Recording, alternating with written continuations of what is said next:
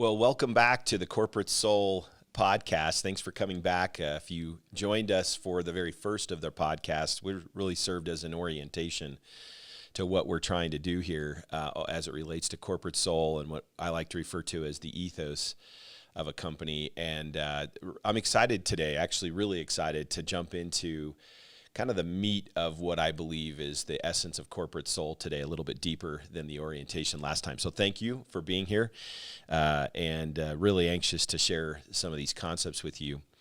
Let me set this up by saying that at an earlier stage in my career, I was faced with a difficult decision that kind of as I look back and think, where did all this start for me, this notion of corporate soul and some of the things I want to talk about today.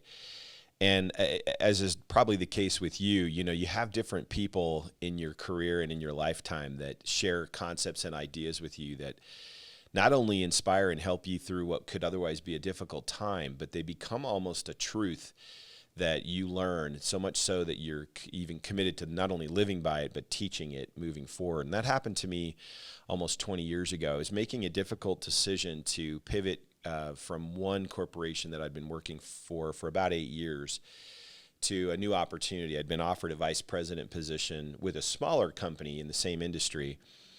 And I was really struggling with the decision. I mean, candidly, there was a reduction in compensation I was going to get to take this new job. And so I remember really looking at it very practically and saying at a real practical level, why would anyone in their early 30s take a pay cut if you're trying to build your career? And I kind of dismissed this opportunity as a vice president for a smaller company on one dimension, which was it didn't make sense economically. I was making more money where I was.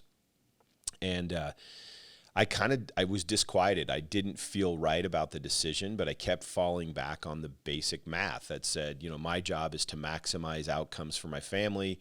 I'm a young guy building my career, and something really special happened to me. I sought out some input and advice from some very trusted leaders and friends and mentors, one of which said to me, hey, Tyler, it sounds like you might be making the decision solely on the basis of the economic outcomes. I might counsel and suggest to you that you look at the decision through the lens of what are the principles that underscore your decision.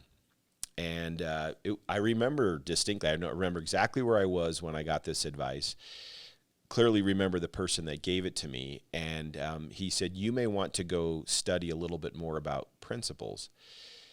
So I did, and I went back and started to say, okay, what was that good man suggesting to me at the time? He was kind of saying, hey, don't make your decisions in life solely on the economics, the mathematics of it. I was making a certain amount of money in the current role I was in as a general manager over Arizona and New Mexico. And this particular friend was saying, well, that's one dimension, right? And certainly earning an income for your family is a principle. But it's not the only dimension of success, and you ought to explore what are the other principles that might be important to you. For example, the offer of this job would have taken me from Phoenix back to the Salt Lake City area, where my parents had recently retired. My dad retired from Chicago, where he was a VP of strategy there, reporting to the CEO of Kraft, and ultimately retired in his mid-50s to Park City, Utah. The principle of family and proximity to my parents, for them to influence and have a relationship with my children. At the time I had, it would have been early 2000s, so I had 3 kids, and the thought of them growing up in Phoenix with my parents in Park City probably wouldn't have had a lot of exposure to them, maybe a few times a year at the most. And so this person was challenging me to start thinking about what the principles were that underscored my decision. So I decided to start digging in a little deeper on principles, the concept of principles. I think we would all could give me right now examples of principles, but I started saying, so, what is the real definition and essence of a principle? And I found myself intrigued enough that I started researching. One definition I found of a principle that I've used in many settings and taught to my kids and all around the world in the various businesses I've been involved in is a principle is a concentrated truth. a concentrated truth. In fact, one time I taught my kids this by showing them concentrated frozen orange juice. I said, is this orange juice? It's orange juice in concentrate. And then I said, principles are truth in concentrate. They're concentrated. And the second half of this definition is that principles are concentrated truths that are packaged for a wide variety of application and different circumstances. Another person or friend said to me one time, you can take principles to the bank. They can be applied in any circumstance. Example, honesty. Does honesty apply in all circumstances or just one? And I found myself saying, well, of course, honesty applies in my marriage. It applies in my work. It applies in my community, in pretty much all of my dealings. And so honesty became this concentrated truth that was so packaged that it could be applied to my marriage, to my neighborhood, to my family, to my business relationships. It served all over. So principles as a concentrated truth that could be applied confidently to virtually any circumstance.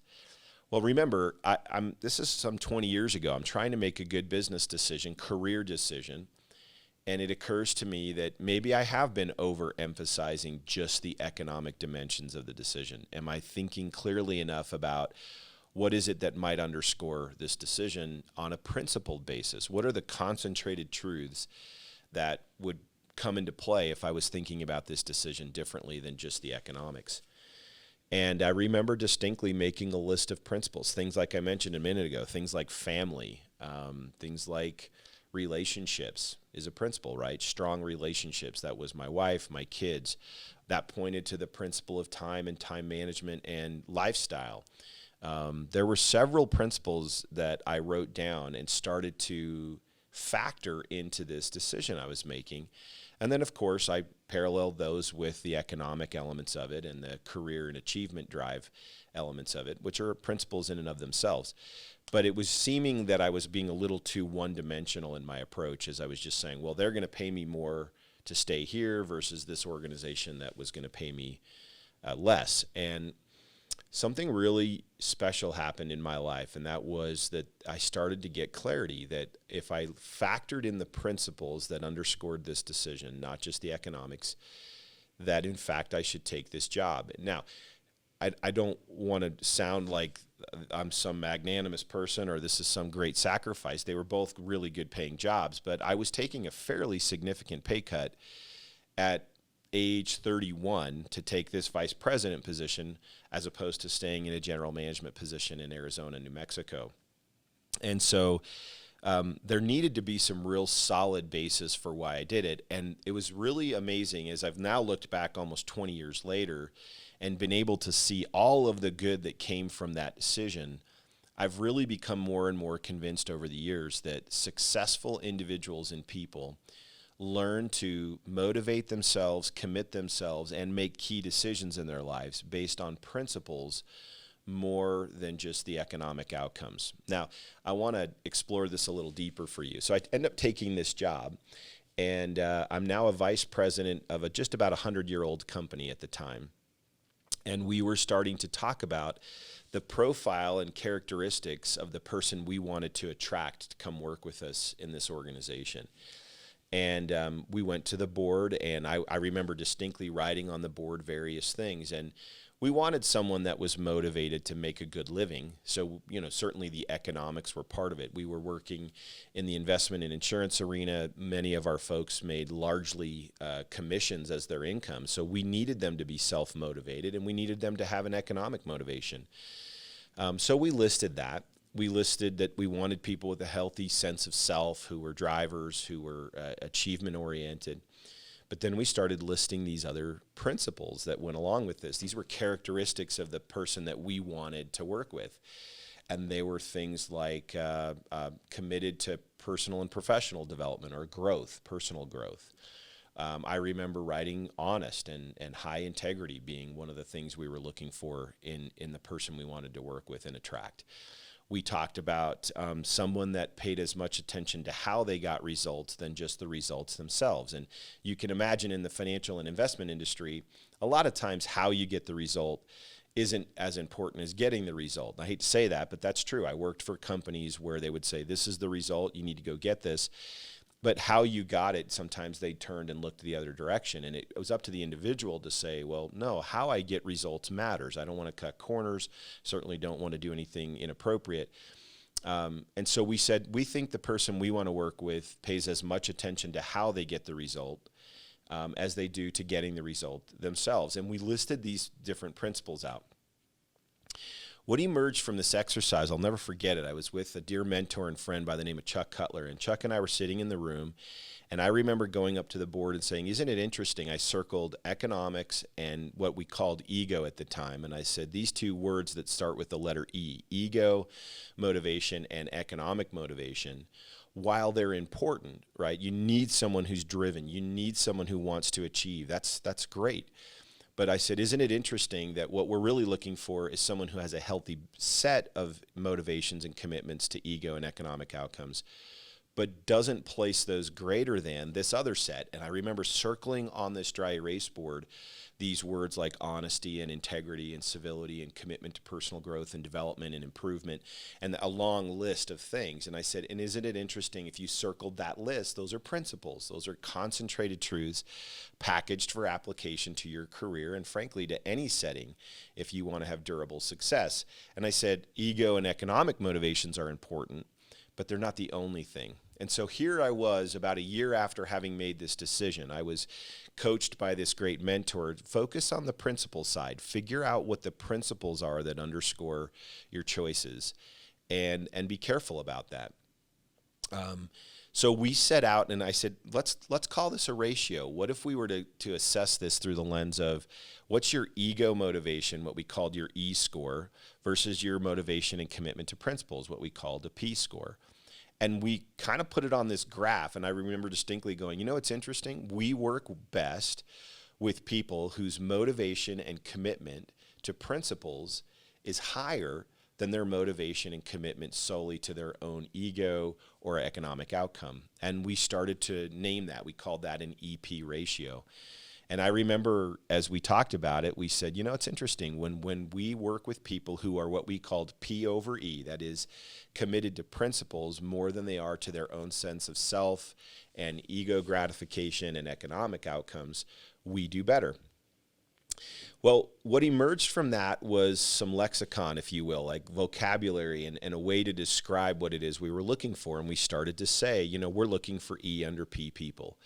We're looking for people who place their commitment to money, to economic outcomes in their life and in their family's life, and those types of things. They place that beneath their commitment to principles. Now, remember, where was this born of? Well, I had just made a decision a year earlier on the counsel and advice from another great mentor who said, hey, the best decisions you'll make in your life don't always stem from just the economics. I remember my dad early on in my coaching, his coaching of me. He's been a phenomenal executive in many different settings. He gave me a book, an older book called Managing by Harold Janine.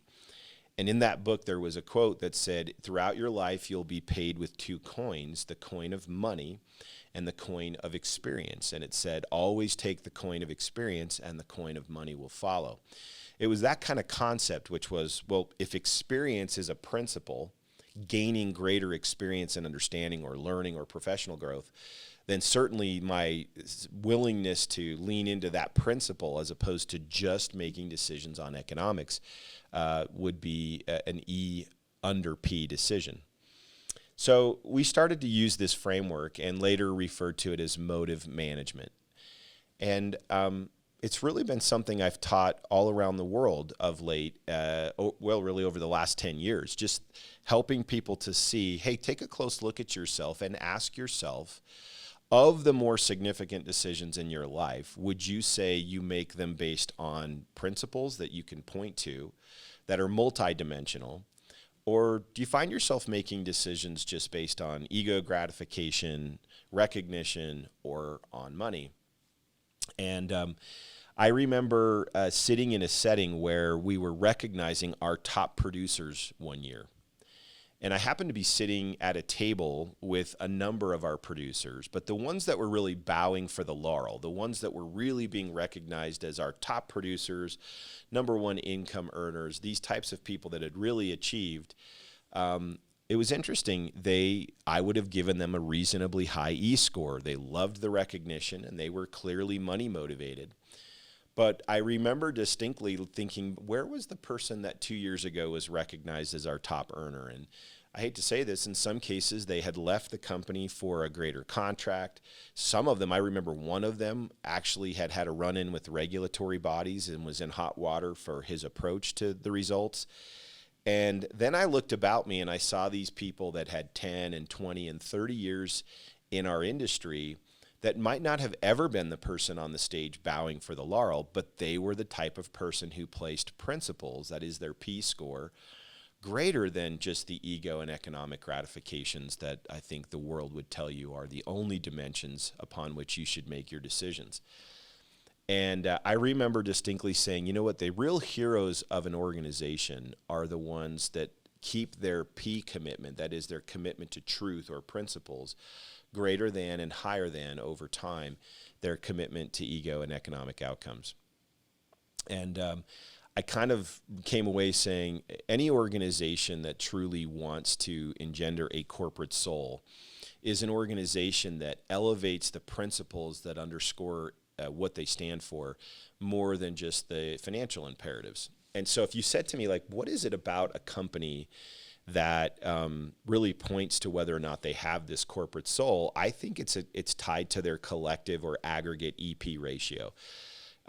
If the organization makes all of their decisions based on economic outcomes, financial imperatives, which are important to be sure, but should not be the only dimension upon which decisions are made, or even to be recognized or for achievement or otherwise, without taking into consideration the values and principles that underscore who they are and their identity.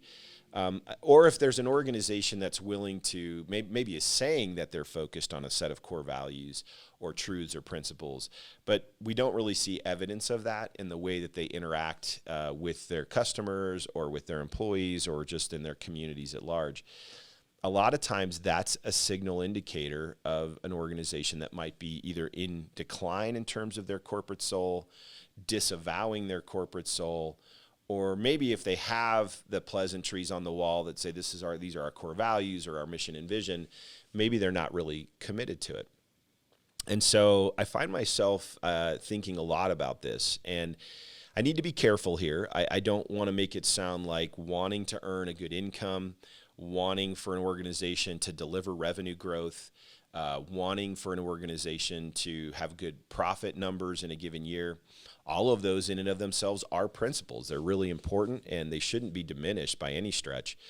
But what I've learned is to the degree that those become the only basis for decisions, to the degree that the language, the tone, the spirit of the organization starts to take on a focus only on financial matters, it's my belief and opinion that you're going to see a waning or declining corporate soul, that over time the sense of purpose and identity and core truth and principle that really should drive and inspire us will start to decline. And I think the general notion is, what is the relationship between ego and economic gratifications in your business, in your company, versus the principles that really point to how you decide to build and live and inspire other people.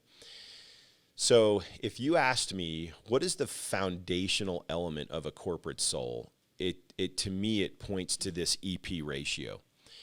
And how truly committed are you to a set of principles and priorities in your life that you could claim are absolute concentrated truth, versus how much of what you choose to do on a daily basis is really just centered on economic outcomes or, frankly, self-gratification. Now, as I was on this journey, this has been 20 some odd years ago, I really started to pay more attention to this balance. And while it certainly points to ethics, without any question, it was more dimensional than just ethics for me. It was less about are you living up to some legal or regulatory standard? It had more to do like with what do you stand for and how does that find expression in your company? I was really influenced by a book which I have here. This book, which was called The Cheating Culture. Why more Americans are doing wrong to get ahead. This was copyrighted in 2004, I believe, written by David Callahan. And I was really taken aback by some of the things that were shared here. I mean, we had examples in this book as I thumbed through it of the notion of, well, everybody's doing it. How do you get ahead in any other way than to do, what everyone else is doing? And in many cases, that might have been cheating. There were attorneys that were falsifying their billing and saying, well, this is just how you do it. Doctors that were literally accepting bribes from pharmaceutical companies, or they were selling all sorts of things that were inappropriate. You had athletes that it talks about in a whole chapter, and we've seen this rampant in the U.S. culture, using steroids to enhance performance and give them an edge. And given that I was really starting to zoom in on this relationship between ego and economic motivations and principle motivations, and then I was finding like people that were cataloging what was going on here, I really started to say, this is an interesting part of an organization's soul that we ought to be paying attention to. It was here, this particular book, that kind of cued me in on the notion of a corporate soul, using the term of ethos. And I've shared, I think in the first podcast, the idea that this concept of ethos is typically spoken of when you look at civilizations on the whole. If you were an anthropologist studying a civilization and looking at it through the lens of, what is their distinct culture, I remember as I was reading this book, and I've opened to a page here where I made some notes in one of the margins of the book, and I said, ethos is the distinctive spirit of a culture. And I'm actually looking at the pages here as I share this with you.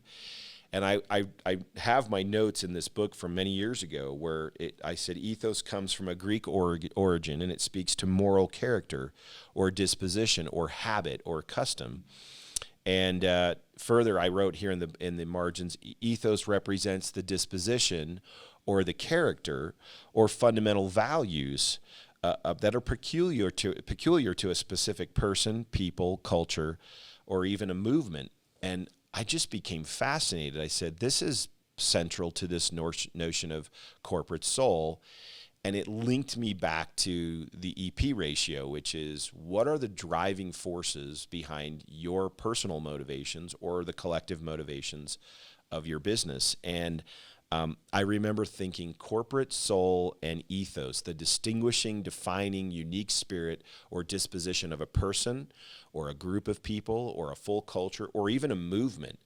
What are the things that culture stands for, and what's that character that comes from that Greek derivative of character or moral character?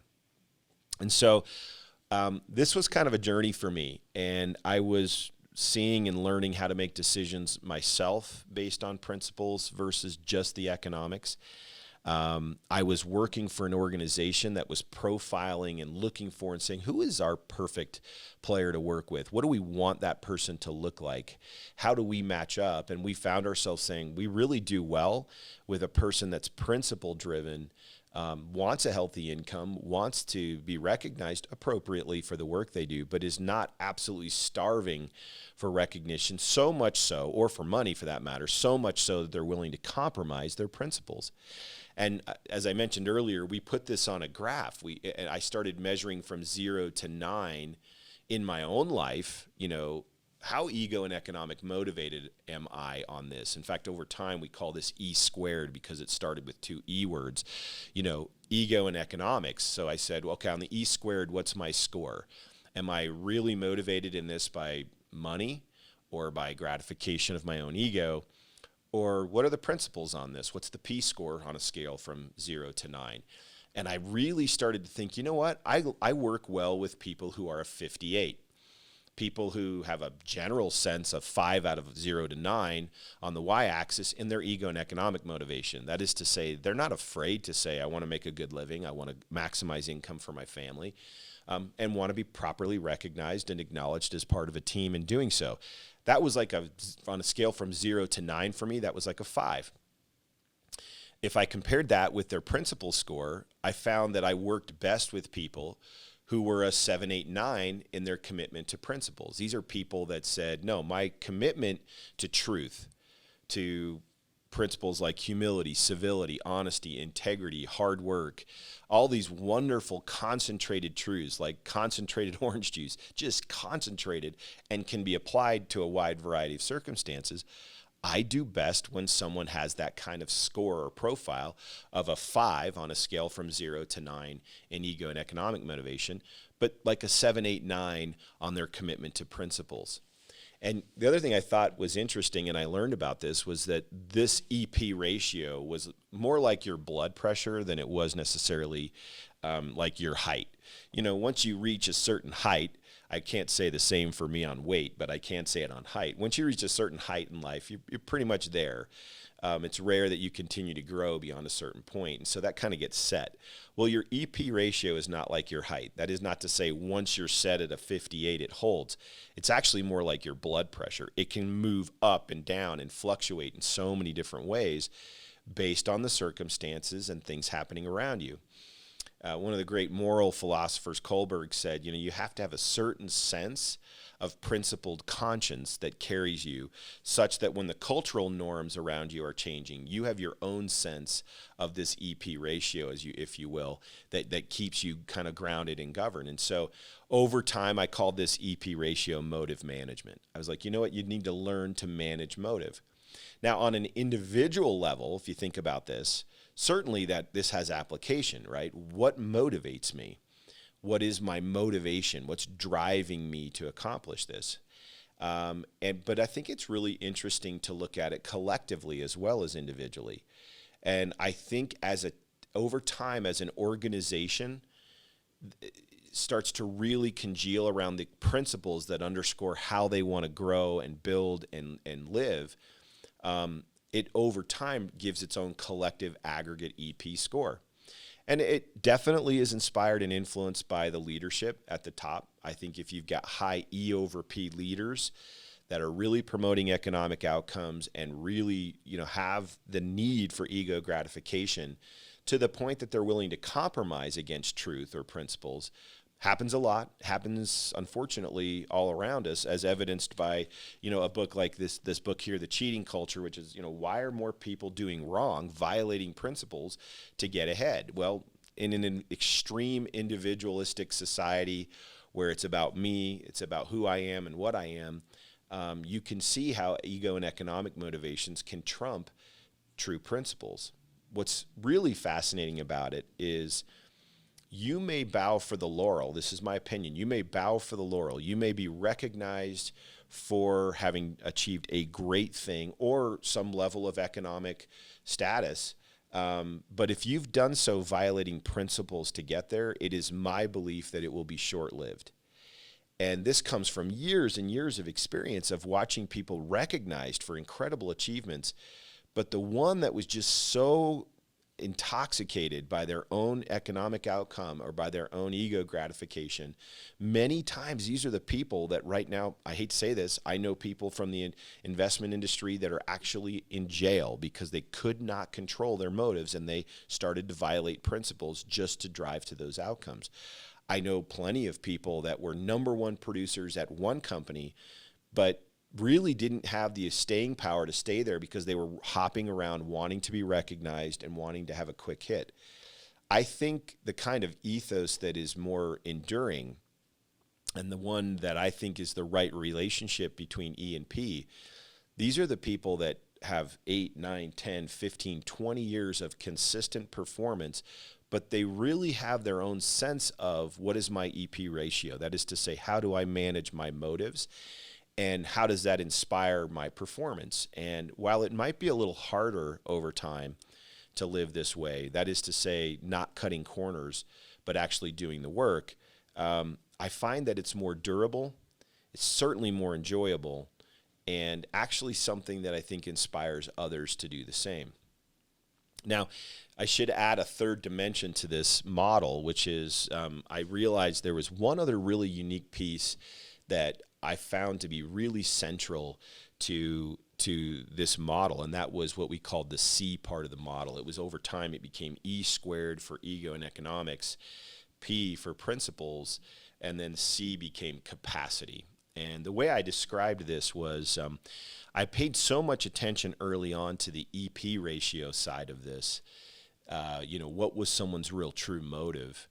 But then I learned that they also had to be a person really committed to developing their own capacity if I was going to work well with them and if they were going to fit well with my organization. And so we added one more dimension to this little formula that we called EPC for many years. It was E squared P and C, which really stood for keep your ego and economic motivations beneath, so E under P, your commitment to principles, and then build up your C score on a scale from 0 to 9.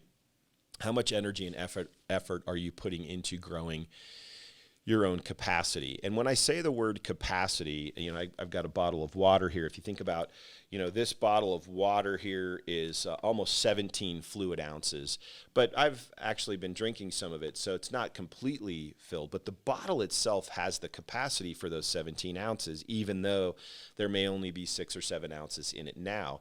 So I think of people the same way. It's like every person you meet has the capacity, that is to say, can grow and develop and succeed, regardless of how much water might be in their quote-unquote bottle now. They've got the ability to grow and develop. And so I found myself saying, I work best with a person who really elevates their commitment to principles and is willing to manage their motivations around ego and economics. They're not so amped about making money or being recognized or being first or any number of those ego gratification things.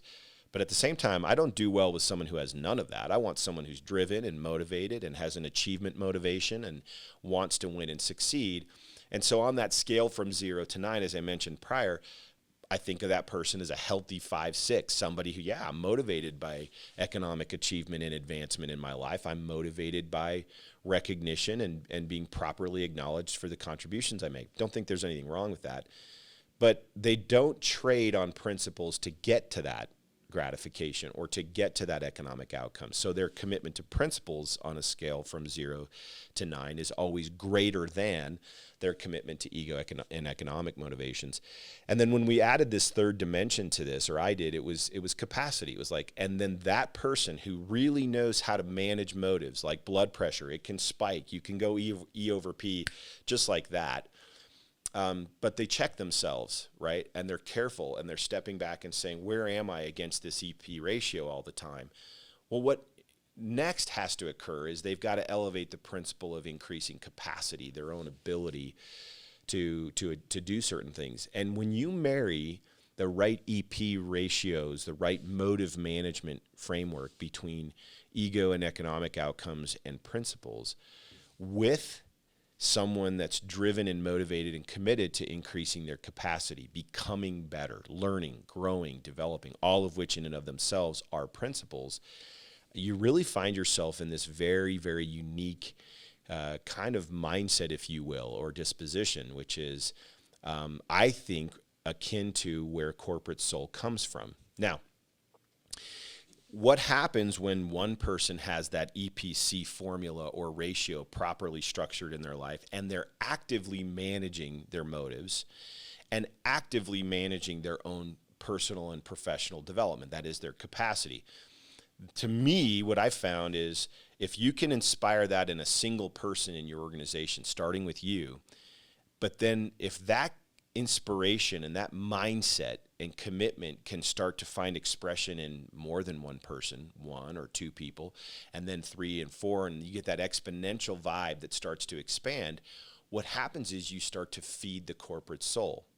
Think about it. I mentioned in the first podcast that I've trained this enough times that I ask people if a corporation is a body, can it have a soul? They all say yes. Should it have a soul? Most of them say yes. Then I say, do most corporations have a soul? And it's crazy. Like the response is, no, most corporations don't. then I say, why not? Like, what is the basis upon which we can say so quickly that a corporation can have a soul and probably should have a soul, but then we're also quick to say, but most don't. And it's not too deep into my questioning where somebody will raise their hand in a large group setting or small group setting and say, the dollar or the economics or profit or something financial. And they basically say that the money starves out the other stuff. Well, isn't that basically saying that on the aggregate, an organization that's willing to keep ego and economic motivation somewhat in control? I'm not suggesting that those things are bad in and of themselves. I'm simply suggesting that if those things are in control and maintained in their proper balance with your commitment to truth and principles, and you're growing and building your personal growth and professional development, both individually and collectively, then what happens is it feeds this corporate soul. So it begs the question, right? Well, wouldn't it be important for you as an organization to articulate the principles that underscore you? Now, of course, you can imagine this includes the values of your company or your individual entrepreneurial venture, whatever it might be. What are the values that really speak to what you stand for? How well are those values shared and celebrated across a two-person partnership into a multi-person or even a multinational organization? How well do we teach and share that with each other? Great friend of mine once said to me, you should never use your values or principles as a company as a sword. You should always use it as a mirror. And I mentioned that in the first podcast. So we need to be clear on what are the principles that really underscore or inspire who we are, the truths, the concentrated truths. And for me, they include your values as a company, but I don't think that's enough. I think you have to find ways to teach it through stories, through examples. You need to call out examples as you see them happening in real time in your business. But anything you're doing to elevate, promote, articulate, and clarify the core principles, the concentrated truths that are your highest priorities, while at the same time keeping in balance your economic motivations and ego motivations, there begins the inspiration and power of a corporate soul. And if the balance shifts, if the ego and economic motivations start to get out of balance, and the principles aren't being both taught and really strived to live for and alignment with, I submit to you that while any organization and human being can have an E over P moment, can have a moment when their economic motivations got the best of them, happens to the best. But I think if that becomes the hallmark, if that becomes chronic, where all you see is we make decisions here about maximizing profit all the time, I think what happens is you start to lose the core elements of the principles, and that's where I think the corporate soul begins to starve. And seen it a lot, seen it happen. Happens a lot when capital structure in a company changes. So if I take my company public and I've IPO'd and now I'm responsible to quarterly reports to institutional investors, and their key focus, as it should be, will be heavily placed on the economic side of the business, and it can start to suppress that soul or spirit, that defining ethos that represents who you are as an organization. So this EPC formula for me is bedrock. It's like foundational bedrock of what I think is the both protection of a corporate soul, the re-enthroning of a corporate soul, and just a sense of kind of how do I speak to this idea of if a corporation is a body, can it have a spirit or a soul? And if it does, what is the soul built upon?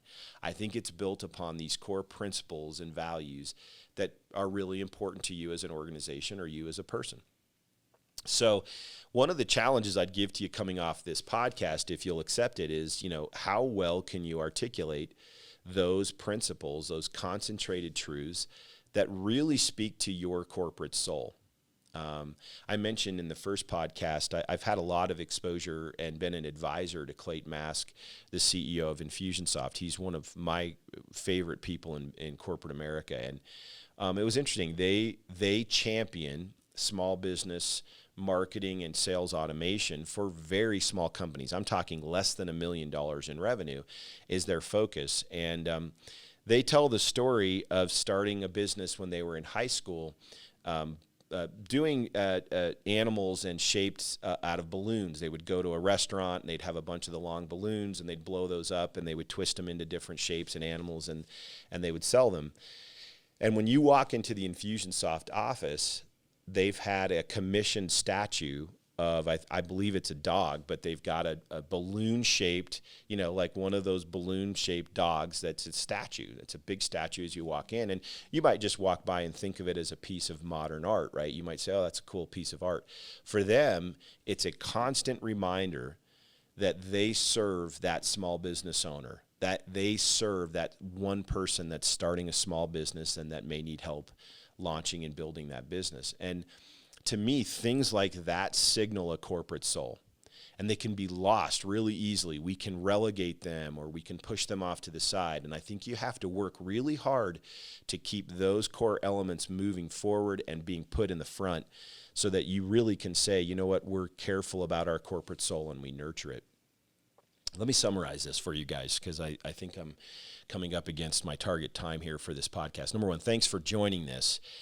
And if you're willing to invest some time and energy thinking about this in the coming days after some exposure to it, the whole essence of this series of podcasts that we're putting out is to try to teach the principles that underscore your own corporate soul, right? And it speaks to the individual as well as to the aggregate collective group.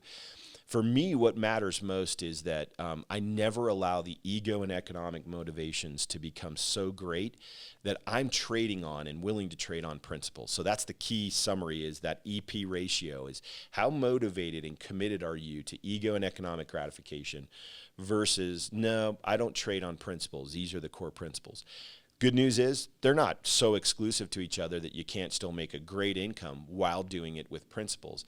But as this book suggests, and gosh, I could point to dozens of examples, we live in a world where we're constantly being tempted to violate the principles, right, in order to drive and reach gain in our own situation.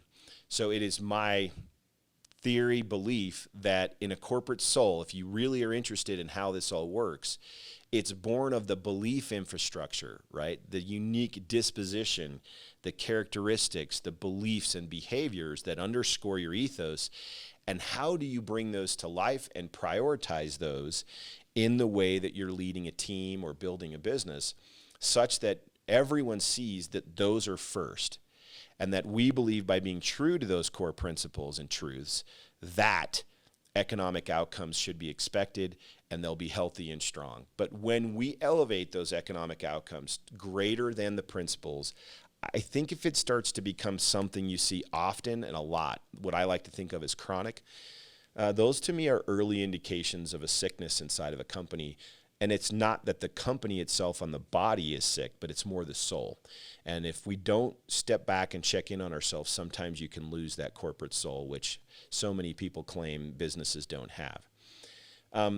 On the capacity side, I just would challenge you to give some thought to, what do I do to really drive and build my own capacity, my own ability, and let that inspire and influence you. Because when you marry the proper EP ratio with skill development, I think people and organizations are starving to find you. They want people of substance that are living in alignment with true principles and overall concentrated truth, but that are still driven, that still want to grow and reach a good income or achieve some level of some goal that they've set out, but while at the same time becoming better. I'll talk more about this, but we've long said, and I've long said, that the outcome should not just be income. The outcome should be overcome and become, then income. So it's a play on words, right? The outcome should not just be income. The outcome should be overcome. Take adversity head on and let it develop us. Overcome, then become. Build our capacity and grow while living in alignment with principles, then income. And I think the world would just say, no, the outcome's income however you get it. And to me, that's an evidence or a window into the heart and soul of a company that I think is something you ought to be careful about, not only for yourself, but even who you align with. So anyway, hope this is helpful for you guys. I think when you think about corporate soul and ethos, this is bedrock. This is foundational stuff. And any organization that wants to go to that level of inspiring a new ethos or a new spirit ought to give serious consideration to that EP ratio, both individually and collectively. How do we manage that? One last thing, I should say this, I failed to mention this, and that is that the P for us over time, and for me personally over time, has gone beyond just principles to include purpose and people.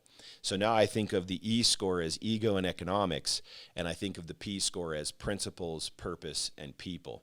And really the summary essence or maxim from this discussion today is keep your motivation and commitment to principles, purpose, and people higher than your motivation and commitment to simply ego gratification and economics. And if you'll do that, I believe you're well on your way to inspiring not only your own corporate soul for yourself, but really inviting and attracting the kind of talent and people that you want to work with to reach your full potential. So guys, thanks for being with me today. I really hope this has been helpful. And I have several other things I want to share as we start thinking about dimensions of corporate soul and ethos. But this one really is, I think, at the foundation, and hope you can give it some thought. So thanks a lot, guys. Look forward to talking again.